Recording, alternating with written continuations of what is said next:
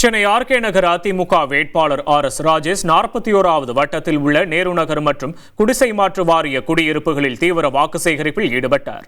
அப்போது அவருக்கு பொதுமக்கள் நெற்பயிராலான கிரீடம் சூட்டியும் வேட்டிவேர் மாலை அணிவித்தும் உற்சாக வரவேற்பளித்தனர். பிரச்சாரத்தின் போது அப்பகுதி பெண் குழந்தைகள் போதையில்லா தமிழகம் படைக்க வேண்டும் என உருக்கமான வாசகங்கள் அடங்கிய பதாகைகளை ஏந்தி வேட்பாளரிடம் கோரிக்கை விடுத்தனர்.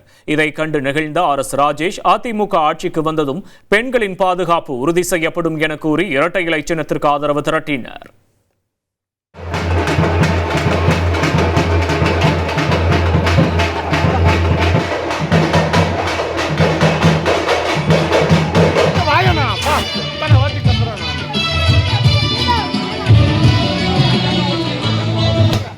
మహిళల రిజర్వేషన్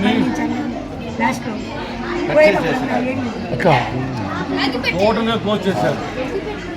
రిజర్వేషన్ పెరిగినందుకు చాలా ప్రమాదంగా ఉంటుంది.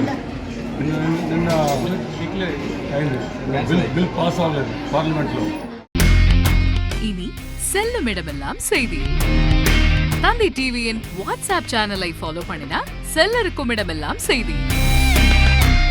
இதோ QR கோட் இப்பவே ஸ்கேன் பண்ணுங்க, ஃபாலோ பண்ணுங்க.